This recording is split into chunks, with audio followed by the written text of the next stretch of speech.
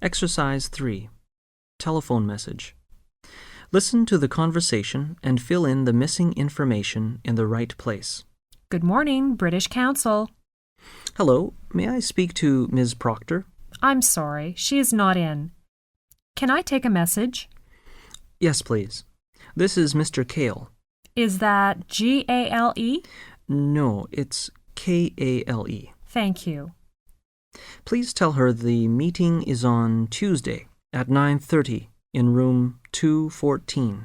Tuesday at 9:30 in room 214.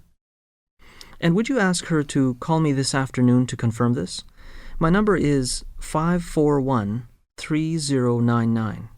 541-3099. Yes, Mr. Kale, I will give Ms. Proctor the message. Thank you. Goodbye. Goodbye.